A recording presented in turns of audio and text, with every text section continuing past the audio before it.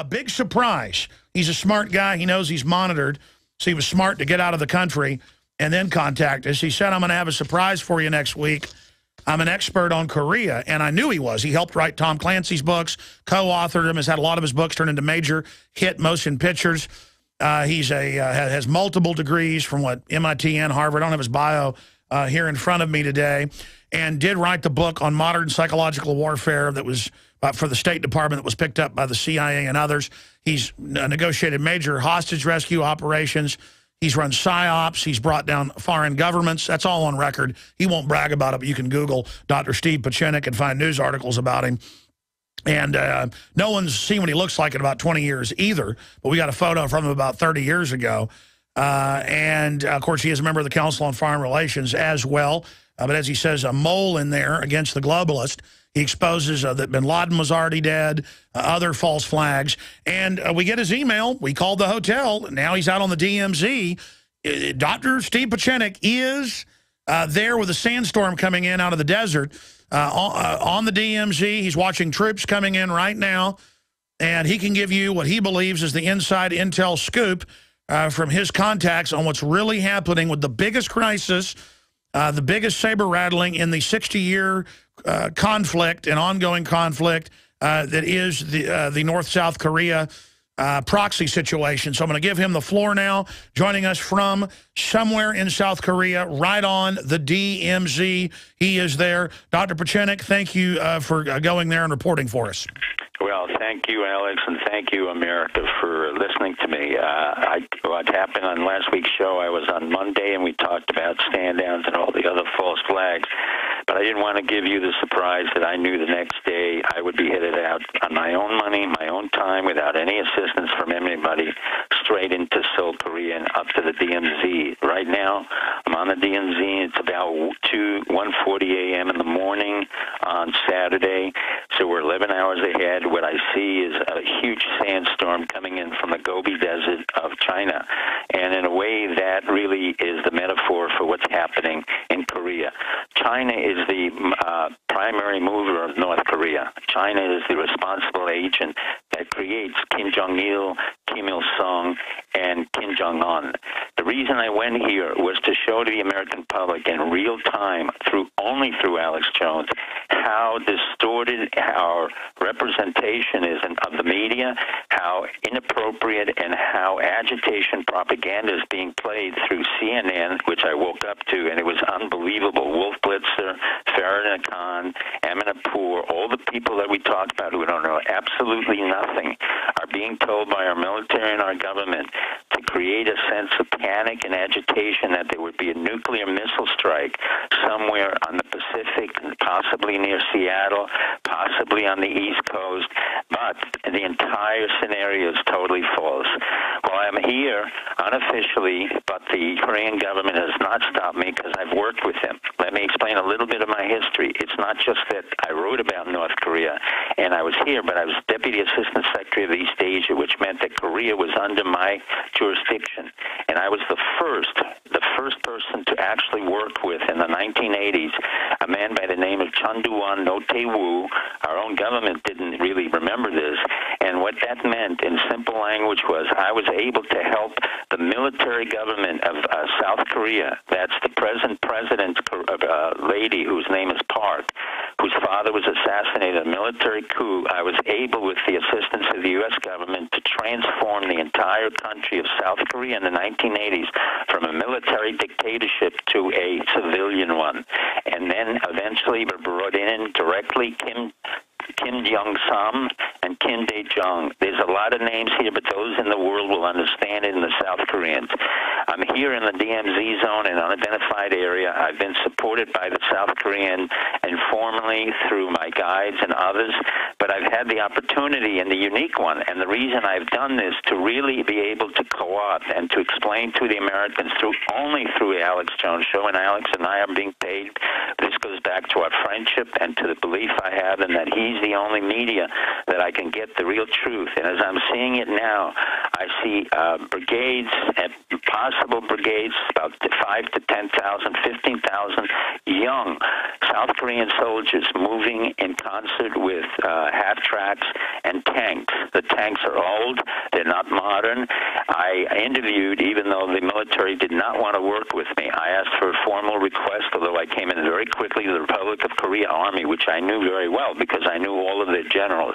So you have to remember, America, that 20 to 30 years ago, South Korea was run by a military dictatorship. The dictatorship was assassinated. I was not involved in it. But what I was involved was transforming the dictatorship into a civilian government. And now the leader of South Korea is a very elegant, very competent woman who is the daughter of the president, of the man who was the leading dictator by the name of Miss Park. She in no way has interfered with my work. I was provided with a guy who speaks English, Russian, Japanese, and is extremely knowledgeable and was head of the major companies here. And I recruited him very quickly. He may be KCIA, he may be not. But we went immediately up to the DMZ zone. I'm near the DMZ zone. I see the half-tracks coming in with tanks. The tanks are very low quality. They're not M1 Abrams. They're very sophisticated one. But most importantly, I wanted to express the spree, the joy, and kind of the sadness of when you see young men going to war. When I was drafted, I was 24, 25.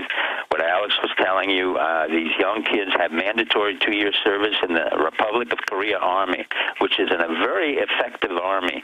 In the old days, we had to hold back PLO. PLO meant petroleum, lubricant, and oil because the South Korean army was very effective, and if we didn't hold them back, they were attacked across the DMZ. So you have to imagine Korea being split in half with a line of control where on the one side the North Koreans have 2.2 million military soldiers with antiquated equipment and old generals who come out of the communist regime who were trained by Kim Il-sung. Now, Kim Il-sung was the father of North Korea. The reason they say he's crazy or it was inappropriate is wrong. Kim Il-sung was a very famous fighter against the Japanese occupation. And to understand the history of Korea, you have to understand that Korea was slaughtered by Japanese rule over a 35-year period, starting from 1915 to 45, where the Japanese still do not want to apologize to Korea, and where they used the women of Korea, raped them, pillaged them, came and brought them to the Japan to service as service women. Japan will not apologize for this, and very few Koreans in South Korea will ever forget what Japan has done, despite the fact that Japan is now doing business. They created hundreds of thousands of the ghost children. So you've given us background. I know you are a leading Korea Peninsula expert. You were telling me off air this is a giant psyop, multifaceted. Who's behind it? What's the master plan, Dr. Pieczenik? Here's the major psyops. The major psyops is we have had our army involved in several basically failed wars. We had them invaded into Iraq, as you know, from Bush. We had the invasion of Afghanistan thanks to Obama, and we've had incursions into various Middle East countries. All have failed. We also have to remember that the U.S. Army failed in the war in Korea, and that the only general who brought it forth and made peace on the DMZ was General Eisenhower. So it took a military man to bring peace. What really happened now was I anticipated that because the Navy was not involved in any of the prior incursions in Pakistan, Afghanistan, and only served as a deterrent in the Mediterranean and in the basically the oil companies denying any access to so-called terrorists, which really weren't there. They immediately switched to Asia as we began to get involved with Asian denial of access in the Straits of Malacca and instigated the Japanese militaristic empire. And at the same time, we were forcing the Chinese in our confrontation to force the North Koreans. So it's a kind of kabuki of concentrated efforts on the part of the United States, North Korea, South Korea, and China, which I have seen for over 35 years. What happens usually is that the leader of North Korea, at the instigation of China, because of our relationships that become poor, as our relationship with China becomes poor, China starts to act out and then informs North Korea to do something that seems silly or very dangerous or self-destructive. In the meantime, we know very well everything about Kim Jong-un, the new leader. He's been in Switzerland for 15 years.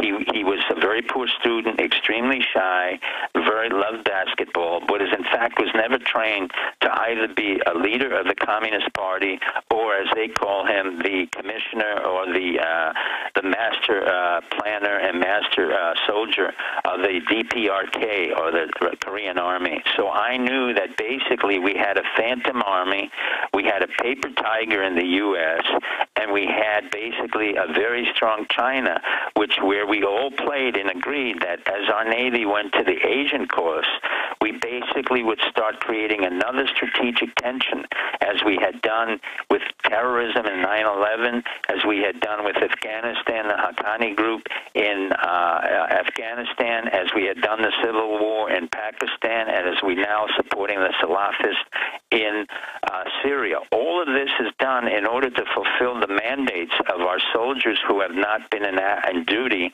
and in action and need to have the action and test out their battle plans. In effect, our military has been very ineffective. There is no way, as I see it on the DMZ and having worked with previous generals all the way in Seoul, that you people have to understand that Seoul is only 30 miles away from the DMZ. The DMZ is literally the demarcation where 2.2 million North Korean soldiers can invade in 30 miles, and there is no army in the world, including the U.S. Army, and they know that very, very well. I've repeatedly went over this with several generals over 30 years, and I informed them that we are nothing more than what we call a tripwire. In other words, U.S. soldiers being placed here was an unnecessary expense on the behalf of the U.S. public and the American presidents as a requirement for a tripwire. That meant that as soon as the North Koreans would attack into Seoul, which they never would do, and every South Korean knew that, then there would be total conflagration. Well, that never happened in 30 years. I knew Kim Il-sung. I knew how ruthless he was, but he was very smart, and he knew Am how I to correct control. in saying this is the greatest saber-rattling escalation, and why would the Chinese play along with the West? I mean, I know at the high levels, I mean, they're globalists manipulating both sides, but what's the larger game? Why is China playing along? I mean, we know the shift a few years ago was to ships in the Pacific. The Middle East is to be given to Al-Qaeda. There's, to be a domestic crackdown on real Americans here. That's the new war. And then have real, confrontations with the Chinese while the globalists have invested everything in China.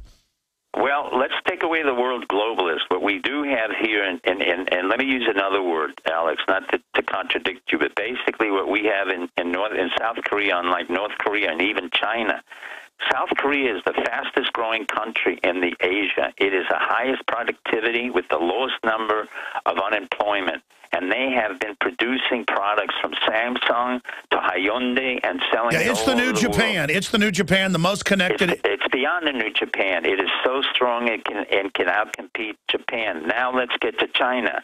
The reason we have this confrontation with China, which we facilitated, and we deal directly with China, is the fact that we have a new leader in China named Xi Jinping. Xi Jinping is a technocrat, and much like Kim Jong-un, the new leader of North Korea, he is a spoiled, coddled, princeling. In other words, in China, you have to remember there was always a one-son policy.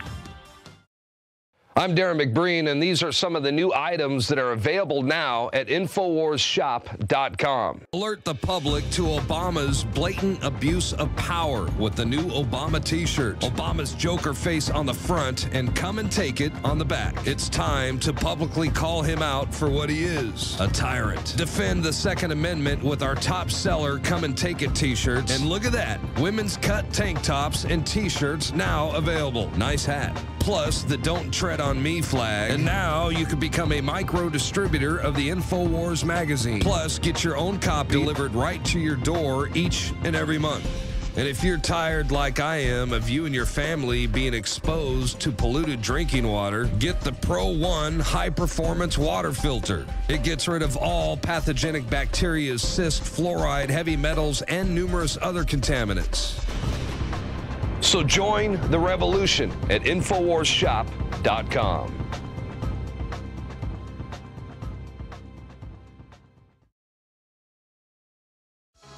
So 6, 7 a.m., that'll be Sunday, 4 to 6 Central. He's there. And again, folks, this is what he's done. This is the desk he was over for a while. He's talked a lot about this. It's well known in the news media that's what he did. And he was telling me off air some interesting things. What is the big picture here, Dr. Steve Pieczenik? You're there with this crisis. How real is the crisis? What does this signify? You were getting into the new Communist Party head there in China. You agree with me during the break that he is a giant, spoiled communist baby boomer. What this really signifies is our American inability. Over 30 years, South Korea has grown because of people like myself and others like Don Gregg, Jim Limley, who worked here and really transformed this country from a military dictatorship to a civilian one.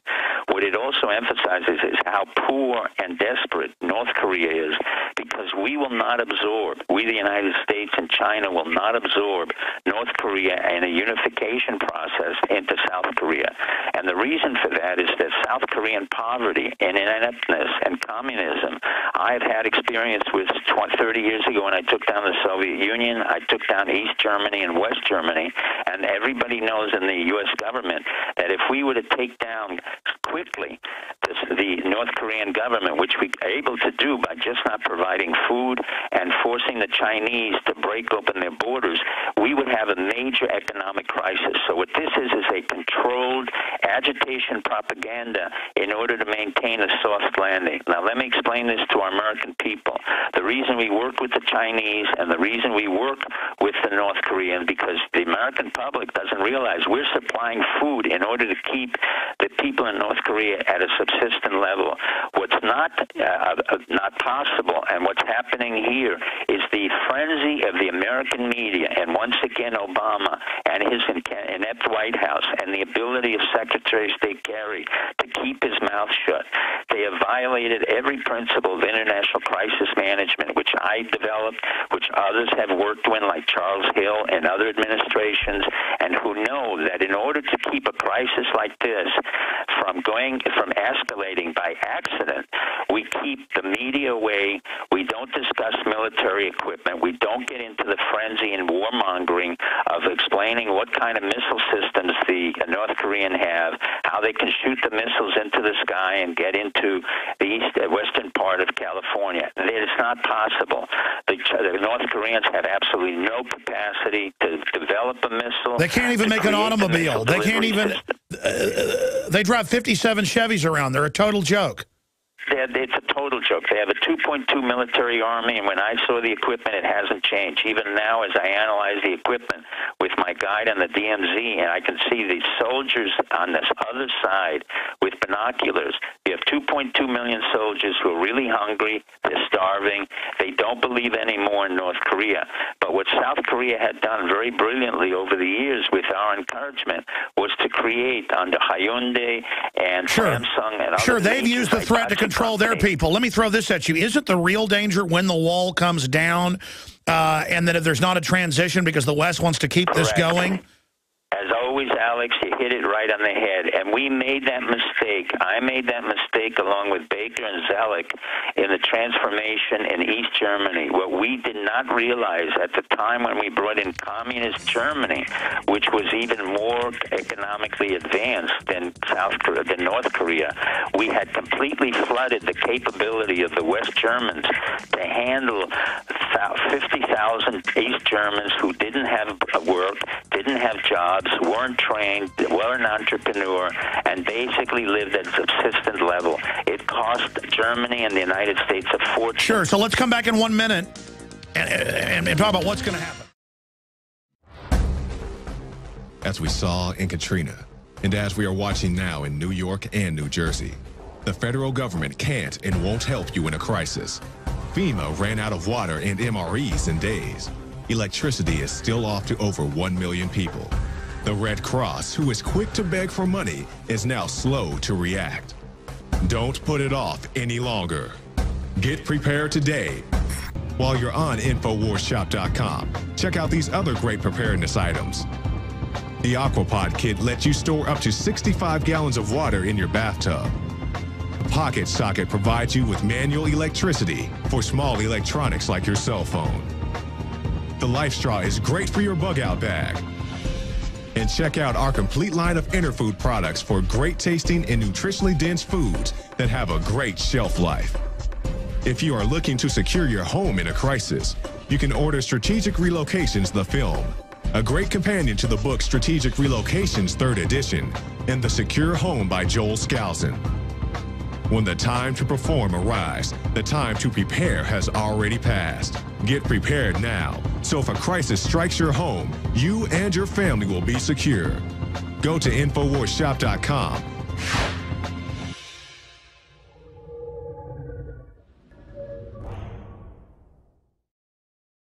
It has been said by many a historian that war is the health of the state.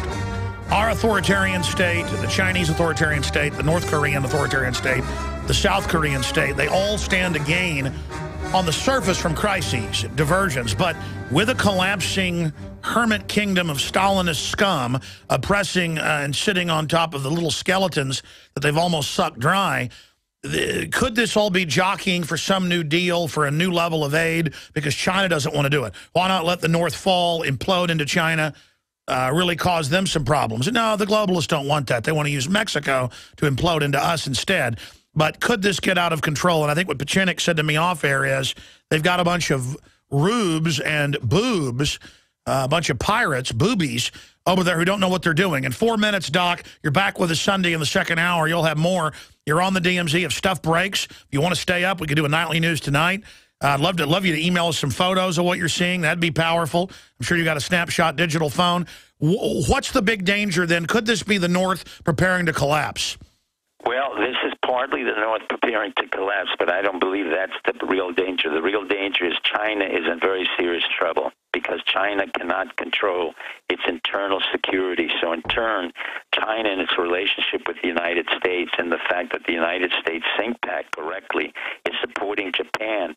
And in the war between the United States, Japan, and China, China's only recourse is to instigate a very inappropriate agitation of North Korea, claiming that they can send missiles and all. Our best recourse now is for a Secretary of State and a president to cool everybody down, to shut down and warn CNN and all the media that if they don't stop and cease and desist to create agitation propaganda, which is the first principle of international crisis management, and then they tell our own military generals to stop talking about missiles and construction of missiles, and they have the capability to do this and try and handle it in a quiet, discreet military fashion. I have no problem if two Aegean missile system destroyers are coming in here. The South Koreans have agreed with me.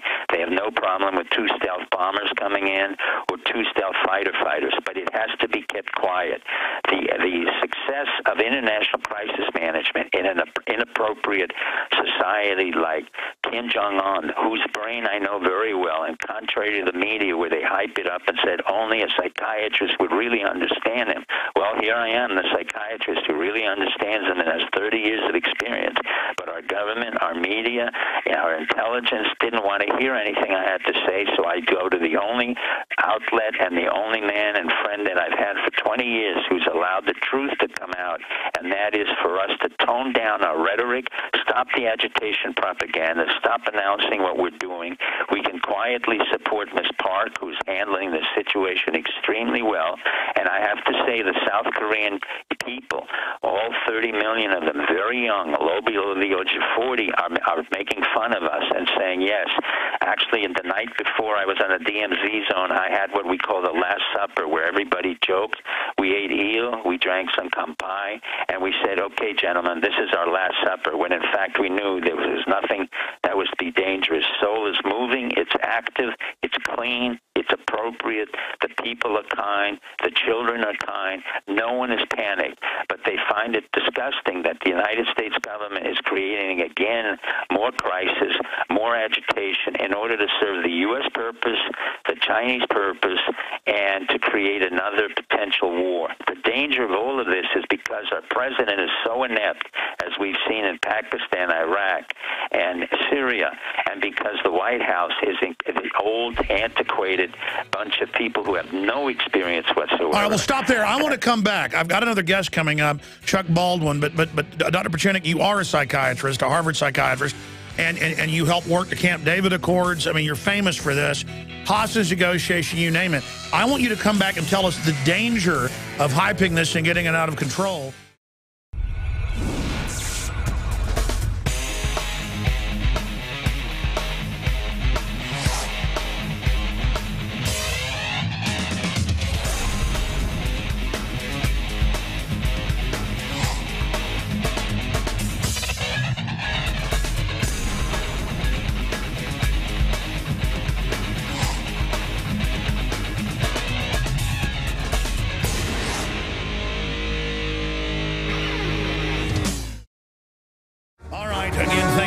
Here in the second hour of this Friday edition, the 5th day of April, 2013. I'll be back this Sunday, 4 to 6 p.m. Central, with the Sunday show. Many of our AM and FM affiliates that carry the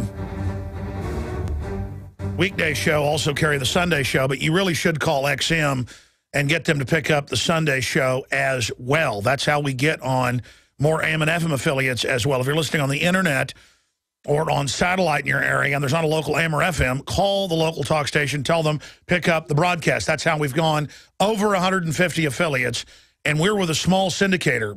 The big three pretty much have a monopoly. We have like salmon swum upstream. And my point is, the White House responds to us, the globalists respond to us, the globalists respond to the Drudge Report. More and more, there's only a few outlets that are really able to get real news out. No one would know about the Copenhagen document that they plan to shut off the third world energy supplies and our energy supply if Infowars.com hadn't written about it with Lord Monckton and then DrudgeReport.com hadn't picked it up. I mean, there's just hundreds of things like that. No one would know about the bullets, the domestic arms buildup, all of this. And listen to me. You've heard all the historians we've had on. You've heard all the military historians, all the sociologists, all the anthropologists. I am a person, because I enjoy it from a young age, I'm a person that's read psychology, anthropology, sociology, history. And so it's not rocket science, though. What we see forming worldwide is a decadent cascade event with corrupt, leveraged, disconnected leaders because of decadent, disconnected populations, not predominantly, but enough of it to aid them, and a government and corporate class that have become degenerate. That's when world wars happen. And we've told you that as the world economy melts down, as there's currency wars, physical wars will begin. You notice they're now saying they're not going to call Al-Qaeda Al-Qaeda. They're not going to call them Islamicist. We're now told to call them good guys. That's Associated Press today. If you just joined me, I'll go over the article. That's because the globalists are going to use them as the new proxy army because they're the old proxy army. And we've got a guy on the line who was there with Jimmy Carter when all that started and who knows Brzezinski. And he's a psychiatrist and an MD. He is an American psychiatrist, former State Department official, author, and publisher. He is currently acclaimed author in psychopolitical thrillers and the co-creator of the best-selling Tom Clancy Ops Center and Tom Clancy's Net Force paperback series. Trained in psychiatry at Harvard University and International Relations at MIT.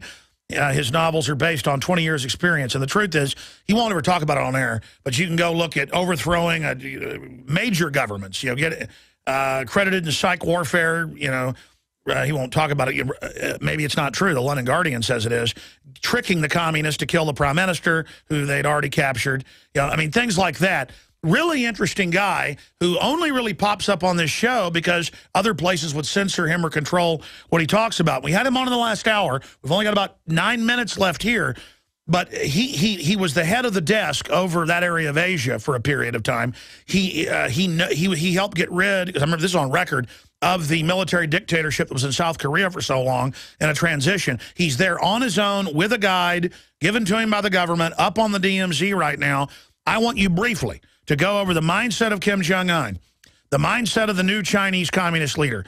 Why Obama and the media are hyping this, and why you're saying there's a danger in the hyping where they're saying nuclear war could happen any minute. The North is saying they're going to nuke the U.S. What is behind all this, Dr. Steve Pieczenik? Let me get into the mindset of Kim Jong-un. I know his mindset extremely well. He grew up in Geneva, Lake Geneva, in Switzerland. He went to the Swiss boarding school. By chance, it happens that I went to Swiss boarding school, but I was kicked out. He was not. He was a very poor student. He was very shy. He was very inept and really only enjoyed basketball. The reality is what you have is the classical communist scenario and paradox where the entire Kim Jong-un family and the entire Kim Jong-il family have for 15 years lived in Lake Geneva in prosperity. And even Kim Jong-un said to his own father, how is it that I can live a life of luxury, horseback riding, shooting, skiing, and playing basketball while my people are starving? And his father just said, don't worry, we will have the money and we'll always maintain our power structure. So the real issue now is, can the Korean military control Korea? And the answer is not clear, because they take directions exactly from the communist China. And in communist China, Xi Jinping, who I have followed for over 20 years, is the son of the famous revolutionary of the Communist Party who was indicted in the Cultural Revolution and was so-called reformed, but was brought up through the system because of his alliances with the military and the crony capitalism and the corruption of China. China has been having problem with the United States in our force structure in Eastern Asia, and the fact that we have moved all of our battleships and our Marine Corps to Eastern Asia to deny access to the Chinese correctly, to their trading companies, and all to the fact that they are collapsing internally. So two countries are collapsing internally. China, because it cannot maintain social stability, it does not have water. It has to get water from the Tibetan high marks, and the fact that its economy is totally a false economy and a runaway economy that's been funded by J.P. Morgan, Goldman Sachs, and all the hedge funds, including our former Secretary of Treasury, Paul Peterson, who knew nothing about banking M1, M2, but has always been a crony capitalist of the Chinese. So what you have is two very similar princelings who are not qualified to run their government. In terms of the Chinese leader, he's a technocrat, never had diplomatic experience, lived in the United States, really does not understand how to maintain social stability, like Deng Xiaoping, Jiang Zemin, Zhou Enlai, Liu Shaoqi, and all the original revolutionaries. He's spoiled, he's corrupt, and all their families are corrupt. In the same way we have this corruption in the spoiled Kim Jong-un, who grew up in Switzerland. You can't think of him as a North Korean. You have to think of him as the preppy Swiss boarding school boy who's shy, inept, has never been in the military, has been forced by his own military to be the face of Korea because his father felt that his oldest son, Kim Jong-un, was too feminine, so he needed a stronger face. So what we have is a paper doll China and a paper doll North Korea, all creating an episode because the United States military has come in and said, we're going to protect our national security interests, our economic interests, all the way from Indonesia, Vietnam, Philippines, and Japan. The reason for that is China has engaged in what we call a low-intensity conflict in the Spratly Islands, which I wrote about 20 years ago, in Pax Pacifica. Longer handle the internal economy. So when they can no longer handle the internal economy, they push the Chinese, the Koreans, in order to make the kind of noise and what we called in psychiatry acting out behavior or baby-like behavior. I call Kim Jong-un the baby in the crib who screams and yells, looks at missiles that really can't fly anywhere, has no capacity. There's one of the few guys in America who understands it, is Charles Hill. Worked in North Korea, and really what they're doing is we're fostering that type of reaction so that we can demonstrate how strong our Navy is, how strong our capability to control the situation. But in fact, what's happening is we're showing the opposite, and the South Korean people and the South Korean Army and intelligence is seeing exactly what I'm seeing on the DMZ zone. We've become a joke. We send over 2 stealth fighter planes, F-22, which has absolutely no relevance because they're North Koreans can never attack South Korea. Otherwise, they will be destroyed, 22 million people. And South Seoul is only 30 miles away. I'm right on the top of that nuclear storm, right on the DMZ, as I'm talking to young Korean soldiers who, quite frankly, are not prepared to go to war and know under the hearts of hearts that they will not confront the North Koreans as they're coming over. But once that Kim Jong-un, underneath the Chinese provocation and American ineptness in handling this control, will create a situation where it will be out of control. In the case of his grandfather, they blew up the South Korean presidential platform.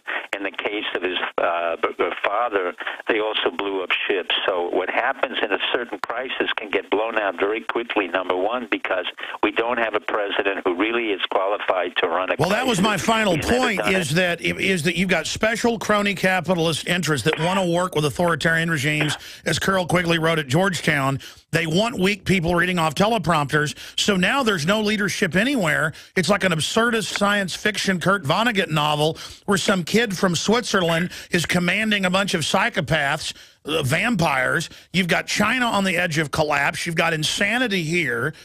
You've got crony interests shutting down all their competition. I mean, it looks like a civilization collapse type event down the road with this type of lunacy, and then building up North Korea to the South Koreans looks completely insane because they know what jokes they are. I mean, this is Alice in Wonderland. That's correct. It's more than Alice in Wonderland. It's Alice in Wonderland on steroids and LSD. It's a total non-reality because in talking to all the the South Korean students, workers, and military, they can't take this seriously. So we considered the day of the war that Kim Jong-il declared the end of the world yesterday. I went out with some of my South Korean military friends and intelligence operatives, and we had our last supper consisting of eel, Diet Coke, and rice, and we all laughed, showing how incompetent the leader of Kim Jong-un was, the leader of China, and also POTUS. I guess it will be your last meal with Diet Coke with the aspartame. That we were sending over 2 stealth bombers, which cost us close to $500 million to $1 billion. They laughed when they said we sent 2 Aegean missile ships, which can do absolutely nothing. So our posturing is like a paper tiger, which China was like, and we can do nothing in the entire situation. All right, well, Doc. And the South Koreans have complained to me is we have created agitation, propaganda in the news media. All right, Doc, we got to go to break. I got to come back with one more segment with you because I got to find out, what do you expect to see come out of this? What is the danger then if it's all just posturing? Final segment from the DMZ with Dr. Steve Pieczenik. Jakari Jackson here, and I want to talk to you for a second about water. You know about ProPure, our flagship water purification system, but check out some of our portable water filter products at InfoWarsStore.com. The clearly filtered water pitcher. Also, for those of you on the go, we have the Athlete Edition filtered water bottle and the RAD Eliminator Pro filtered sports bottle that removes radiation. And keep in mind, we have replacement filters for all of these products. The ever-popular grab-and-go bag favorite, the Life Straw, the Crystal Quest shower filter system, and the Aquapod kit, great for mass storage of water. And while you're at the InfoWars shop, pick up a copy of our latest book, 31 Days to Survival. You can find all this and more at the InfoWarsStore.com. And don't forget, it's your support that funds our operation. Sign up for our free newsletter at InfoWars.com/newsletter.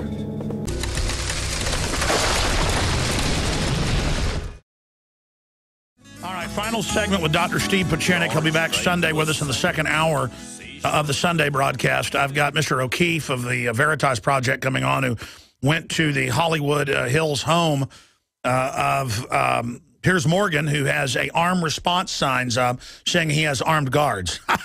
The hypocrisy of the so-called ruling class wanting us, their quarry, disarmed. Dr. Pieczenik, sum it all up for people. You told me during the break what the real danger is, that Korea will implode, North Korea will implode north and south into China and into South Korea and trigger World War III. In your own words, repeat that and talk about what the establishment is doing and why you think it's so dangerous. What's going to happen now is because of this predictable everyone in the media says that the North Koreans are crazy and unpredictable. The answer is no. They have been extremely predictable, including Kim Il-sung, Kim Jong-il, and Kim Jong-un, the little princelet. We know exactly the behavior pattern. We know exactly how they work. We know that every time they act out, we can control it. But in order to control it, we need a very effective President of the United States, an effective Secretary of State, which Kerry is not, an effective intelligence community, which we do not have, and a military that's not gung-ho and understands the limits of the capability. The limits of the capability is that, very simply, that if North Korea attacks South Korea, which is not likely, through Seoul, because we're only 30 miles away, if they act out in any way that we cannot manage because of the hype that we have created through a CNN, Wolf Blitzes, Zakaria, and Amanpour, and other generals in the U.S. Army who should be shut down and indicted for creating agitation propaganda, we could have literally an implosion of North Korean poverty scurrying over into South Korea, and then have a major collapse of both North Korea and South Korea, but more importantly of China, because the North Koreans are so poor that they're screaming over the border of China. So we have an incompetent Xi Jinping, who's a technocrat, a princeling, and a spoiled Chinese technocrat, very much like Kim Jong-un, who's a spoiled Switzerland-trained leader who has been whored by every intelligence community in the world, including the French, the Swiss, the Americans, the Germans, the Russians, you name them, because of 15 years, if you're in a Swiss boarding school and you're playing basketball and you're not very smart and you're quite effeminate and you don't know how to deal with women, you certainly don't know how to manage a country. So we're coming into very quickly, thanks to our American media and the frenzy of the American media, the frenzy of the military, particularly the Navy, to say that we're bringing in Aegean seas, that we will send in stealth bombers, does not do anything to control or quiet the temper of a crisis, which is the principles of crisis management that I created 30 years ago.